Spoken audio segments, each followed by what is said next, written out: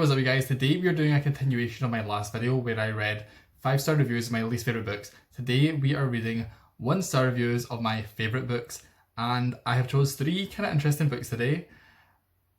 One of them, Catching Fire. I don't see how anyone could hate. Like, how can anyone hate Catching Fire? You know what I mean? Twilight I chose because, you know, Twilight has some strong haters and I just want to argue with them. And then just to mix things up a bit, I've got Death Note Volume 1 for my third book because I thought, you know, I don't really talk about manga or graphic novels or anything that often on my channel, so I thought it could be interesting to look at 1-star reviews for Death Note. Because again, I love Death Note. I'm not really into manga and stuff, but I love Death Note. I'm going to say what I said in my last video. I hate Goodreads reviews in general. They're so pretentious. The people just write 5,000 word anecdotes and like 500 random, they just try and show off basically. They try and act as if they're better than the writers of the actual books. They add stupid gifs in, they're just annoying and I hate them. So I'm already going into this with like a negative headspace because I just hate how people write reviews on Goodreads. If you enjoyed this video, please leave a like, please subscribe. After this video, go and watch my last one. If you did not, I'll remember and link it, hopefully. And yeah, let's get started on the very first review, and we are starting off with Catching Fire. So for these Catching Fire reviews, there are a lot of reviews that are literally 1 million words long. So I've kind of went through and found some that are a bit shorter. Because obviously I'm not going to read it all anyway, but you know, like I just want to get to the meat of the review. And people on Goodreads just go blah blah blah blah blah blah blah blah blah as if anyone cares about their stupid opinions. So this one is by Brave Little Girl, and it starts off, "This book is an insult to women and young girls everywhere. Girl of Fire," is girl on fire, "goes from strong, amazing heroine to weak, simpering victim who needs therapy and sleeping pills."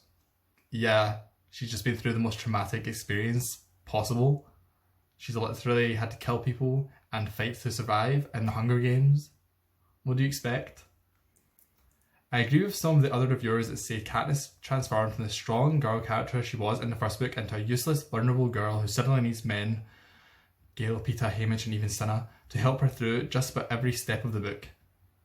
I don't think that's a bad thing, and it's also not that she needs men. She also needs her sister, she needs her mother.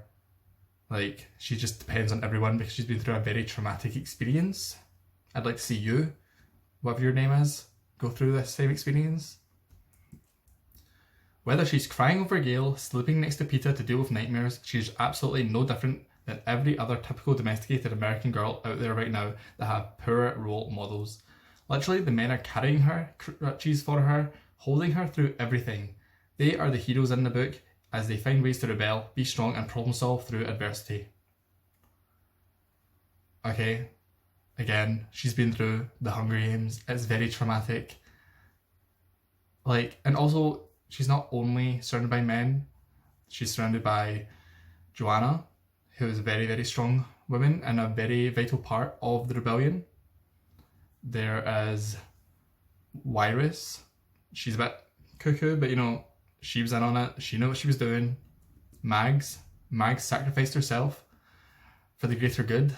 Like, and also, just because they're men, that doesn't mean anything. I feel like we need to get over this stupid gender thing. Let's see. Let's go down. Blah, blah, blah, blah, blah. If Katniss wasn't portrayed as a heroine who needs antidepressants, therapy for PTSD and relationship counselling, I would have given this book a higher rating. Why do authors do this? I think it's an attempt to show a vulnerable side, but women and girls are already vulnerable, feminine and soft to the rest of the world. It is not a new trait, and what we need more of are strong girl and women characters with good heads on their shoulders, good decision making ability even in adversity, and a willingness to move forward with decision and strength. Katniss literally, and once they get into Arena and Catching Fire, makes a lot of decisions. She doesn't like snap out of her like PTSD and stuff, but she definitely like fights through it, and this is just ridiculous. Like, I would like to see this person go in the Hunger Games and then not need antidepressants and therapy. Okay, I'm not even reading the rest of this. Trash. These Twilight reviews are from about 2007, which explains a lot, or 2008, around the time when Twilight hate was at its peak. And you know, Twilight is in a renaissance right now. Everyone loves Twilight. If you don't, get on the program. But this first review is by someone called N, just the letter N. And The bit that I have a problem with is when she says, "This is such a profoundly anti-feminist novel, and it's funny because I think Meyer has no idea that it's anti-feminist." I mean, she has a female heroine, a heroine who reads Austen and writes essays about misogyny and Shakespeare. Surely she's kicking butt for all womankind. No. She cooks, she cleans, she looks after the man in her life. She needs male characters to protect her from the big bad scary world. She falls headfirst into a disturbingly dysfunctional relationship with a man 90 years her senior without the slightest amount of worry. Okay, first of all, it is not anti-feminist. Feminism, I can't believe I'm going to get into this. Feminism doesn't have a place for women who are weaker and domesticated and, not strong. Then it's not feminism, because feminism is for all women. So even if Bella completely relies on men, feminism has to find a place for her because she's a woman. Okay? Second of all, she is in a big bad scary world because she's in the world of vampires. I am currently reading Life and Death, which is the gender flipped version of Twilight, and it's the same story because it's not that she is a damsel in distress. This is Stephanie Meyer's own words. She is a human in distress. There are literal vampires who can lift, I don't even know how much weight, after her, or in the other one, him. So it's not because it's Bella, it's because she is a human. Makes sense? Okay, that's enough of N. This one by Claire Richardson. She says, "I cannot express my disgust for the relationship between Edward and Bella. It's not romance, it's not passion, it's not love. It's selfish idiocy at best. Bella as a character is insufferable. Her self-sacrificing streak is not compassion, it's sheer stupidity. Its hormones is a bad example for the teenage girls who read it. Bella's whole life is tied up in her boyfriend. She has no goals, passions, ambitions, or dreams besides wanting to be with Edward, who could kill her." Again, if that is the type of girl that Bella is, then that's fine. And also, it is romance. I don't even know how to argue against this point, but it's a lovely story between a vampire and a human who fall in love. And it's not trying to be a good example, it's just trying to be a story. Nobody is reading this and thinking, "Oh, I'm going to go and well, some people probably do. I'm going to base my entire life and my entire relationship out of what Edward and Bella go through." No one is going through that in their brain. So I just hate when people think that everyone needs to be a good example and a good role model, especially celebrities. Celebrities didn't choose, well, a lot of the time didn't choose to be role models. They're just human beings, And, if you have a daughter and you think that Bella is a bad role model, then maybe teach her otherwise. It's not up to fictional characters to teach you how to live your life. Finally, we have Death Note Volume 1, and the reviews for this, there isn't actually that many detailed reviews, probably because it's Volume 1 of a manga, and I feel like lots of people just go read them all at once. So this review by Carly says, "It was interesting to an extent that I had to read it backwards, which was a small challenge, but overall this book sucked." So clearly this is her first time reading a manga ever. The storyline was boring and a little dumb. This must be for children. Even though it's about killing people, I just didn't care what happened to anyone. Then I made it to the end only to find out it was Volume 1 of 12. No way in hell am I reading the next 11.